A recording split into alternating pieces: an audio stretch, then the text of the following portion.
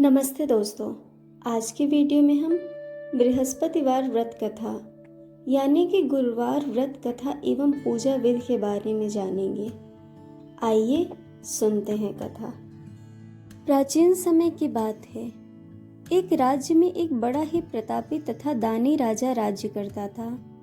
राजा प्रत्येक गुरुवार व्रत रखता एवं भूखों एवं गरीबों को दान करता। परंतु राजा की यह बात उसकी रानी को पसंद नहीं आती। रानी न तो व्रत करती थी और न ही कभी एक पैसा दान करती थी और राजा को भी ऐसा करने से मना करती।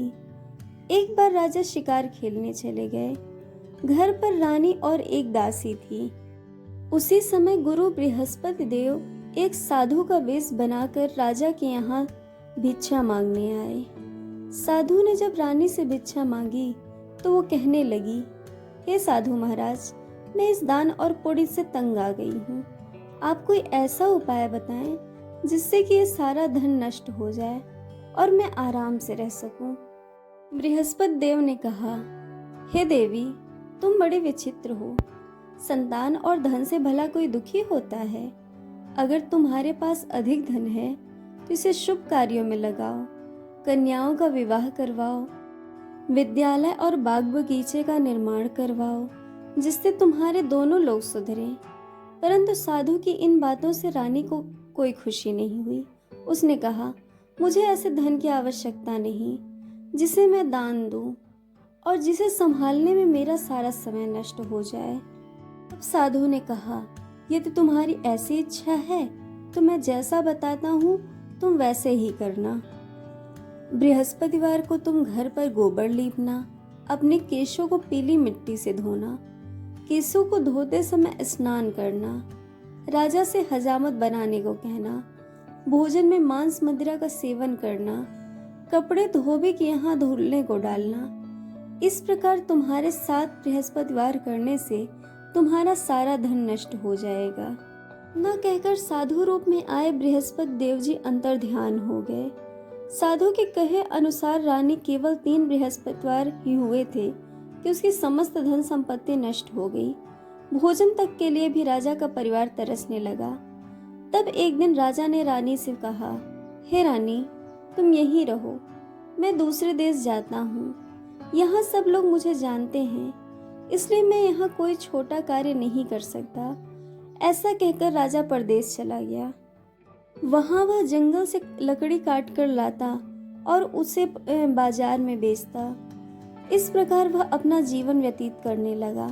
इधर राजा के परदेश जाते ही रानी और दासी और दुखी रहने लगी।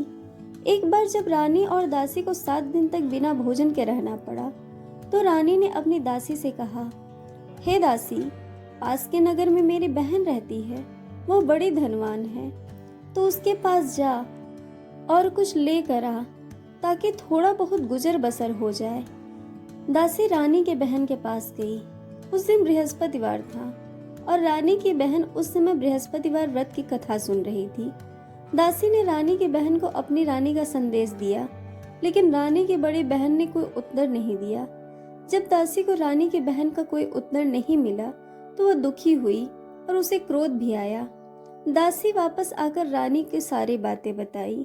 रानी ने सुनकर अपने भाग्य को कोसा।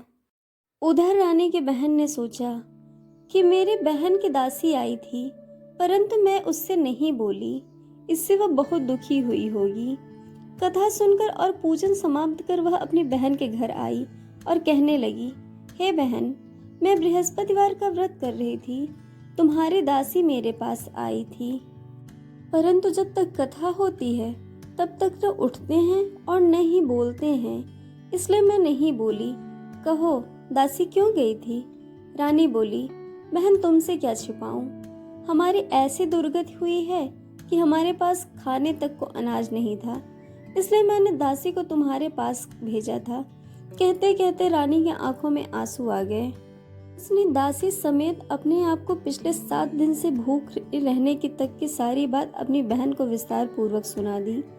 रानी की बहन बोली, देखो बहन, भगवान बृहस्पति देव सबकी मनोकामना पूर्ण करते हैं। देखो, शायद तुम्हारे घर अनाज रखा हो। पहले तो रानी को विश्वास नहीं हुआ, पर बहन के आग्रह करने पर उसने दासी को अंदर भेजा तो सचमुच अनाज से भरा एक घड़ा मिल गया। यह देखकर रानी और दासी को बड़ी हैरानी हुई। दासी ने रानी से कहा, हे रानी, जब हमको भोजन नहीं मिलता तो हम व्रत ही तो करते हैं, इसलिए क्यों न इनसे व्रत और पूजा विधि पूछ ली जाए ताकि हम भी व्रत कर सके। तब रानी ने अपनी बहन को बृहस्पतिवार व्रत के बारे में पूछा।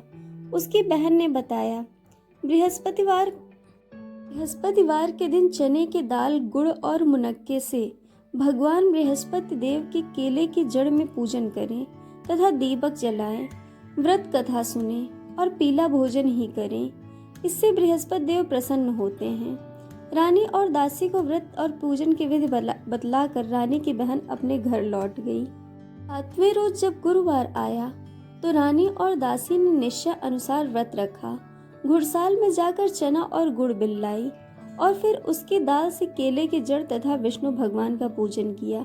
अब पीला भोजन कहाँ से आए, इस बात को लेकर दोनों दुखी हुई। चूंकि उन्होंने व्रत रखा था इसलिए गुरुदेव उन पर प्रसन्न थे, इसलिए वे एक साधारण व्यक्ति का रूप धारण करके 2 थालों में सुंदर पीले भोजन की थाली दासी को दे दी। भोजन पाकर दासी प्रसन्न हो गई और फिर रानी के साथ मिलकर भोजन ग्रहण किया। उसके बाद वे सभी गुरुवार को व्रत और पूजन करने लगी।